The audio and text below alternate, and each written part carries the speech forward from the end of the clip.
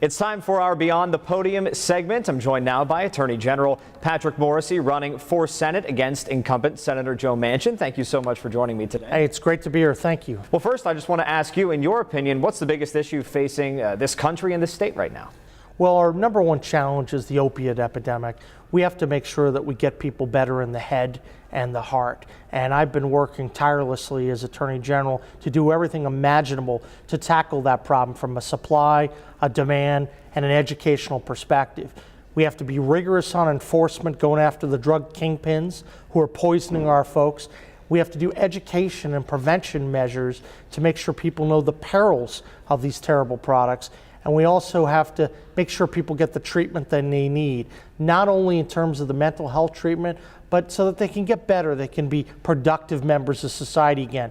When we get that taken care of, a lot of other good things will flow. That, and of course, ensuring that people have better job opportunities in our state. Those are key issues. When you're talking about fighting the opioid epidemic, does that mean possibly more money coming from the federal government? I think we need a combination approach. We need resources from the federal government, from the state government, but we also need local communities leading on this issue. One of the things that I'm proudest of as Attorney General is that I've taken the lead to have local groups, faith-based groups, are out in front so that local communities are identifying the problems unique to their areas.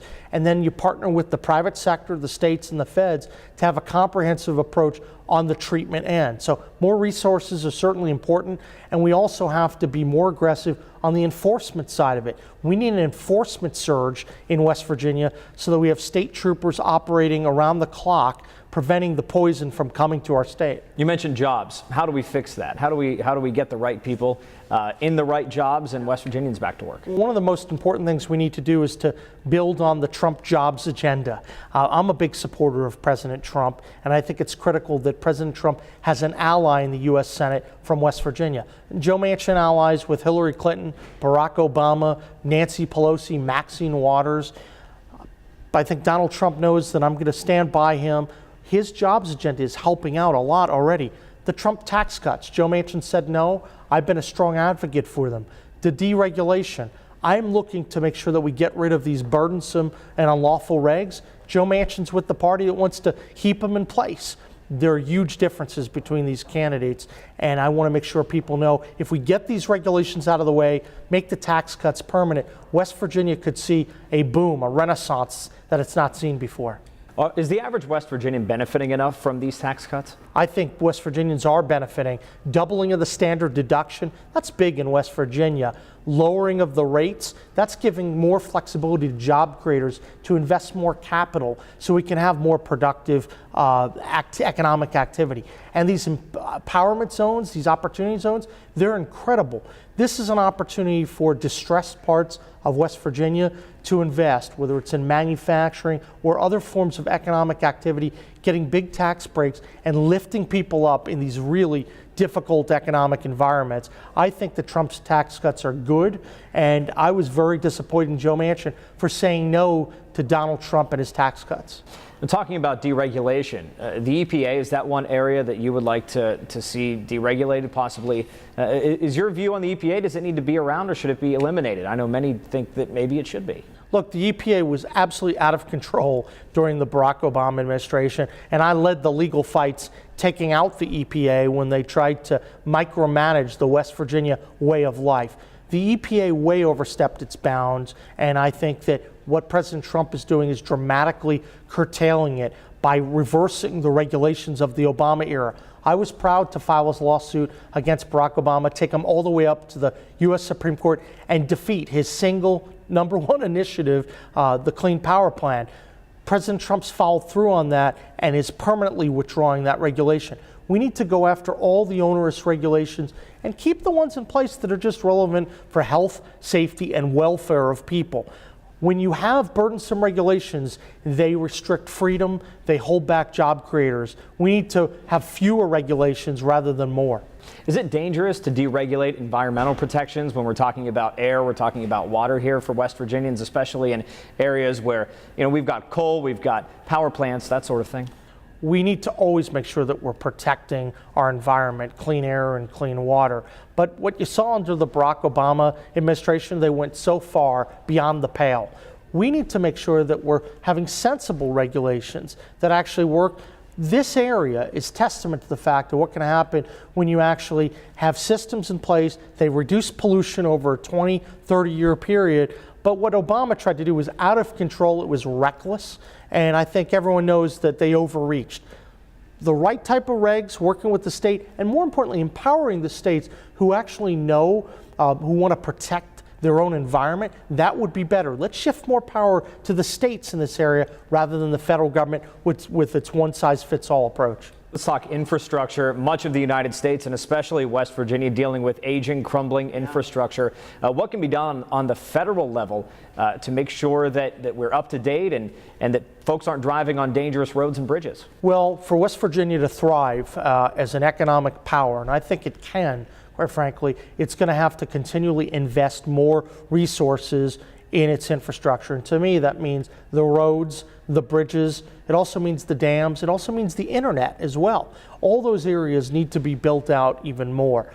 What you're seeing is that the state has taken steps to invest on the infrastructure side. Now the best thing to do would be to have additional partnerships between the state, the federal government, and the private sector. Because if West Virginia can supercharge its infrastructure, it can compete very effectively, not only with all the states that we touch, but with anyone in the country as well. Because we're a strong energy state between coal, oil, and natural gas. We have the potential to offer plants, manufacturers, employers, cheap electricity compared to others. That's a big plus.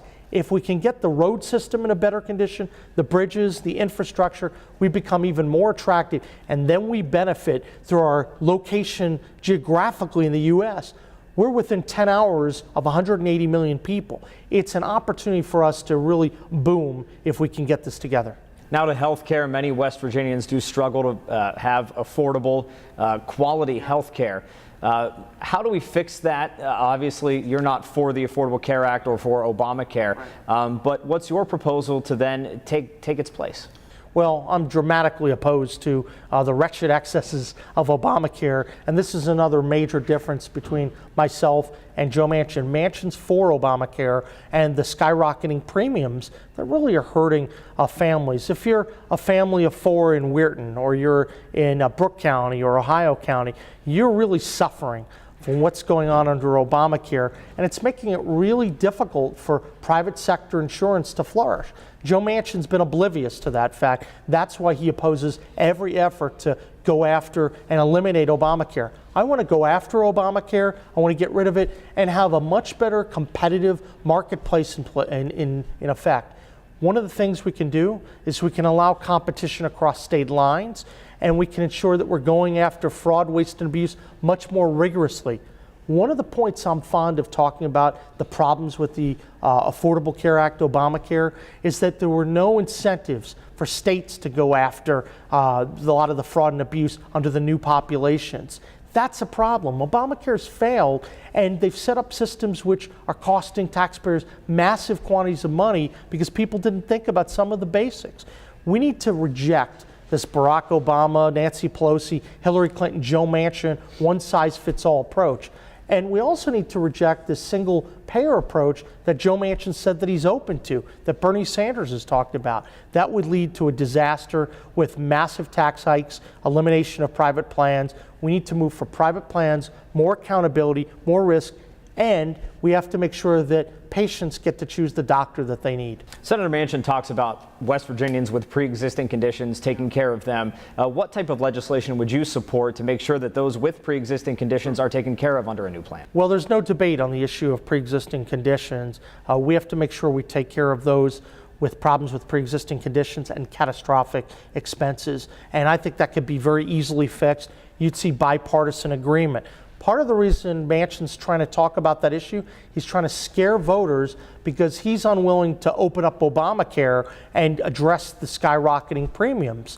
And so I think you have to focus on what you can reach agreement on. And those pre-existing conditions, we can get that done in a day in the U.S. Senate when I'm there.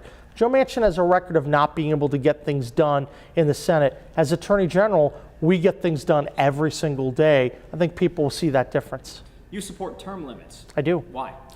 Look, I think that you need to constantly empower citizens with a voice. And if you have career politicians, that's not good for the system. Joe Manchin's a career politician, been around for 30 years. I've said that I'm only going to serve 2 years as Attorney General. I've been here for 6 years. I'm going to honor my pledge. And I think the U.S. Senate benefits from this infusion of new blood. The House would as well. This is the people's house, the House and the Senate. Let's make sure we don't have politicians for life. Let's empower people to go in, serve 2 terms in the Senate, go home and serve their community. Is that something you would actively push for? I'm going to be out there aggressively on day one. Term limits is important. Joe Manchin's a career politician running for his 3rd term. I don't think that we should have people in place for all these terms in office. Joe Manchin should join me today in supporting term limits. All right. Attorney General Patrick Morrisey, thank you so much. Good luck on Election Day. Thanks so much. Appreciate it.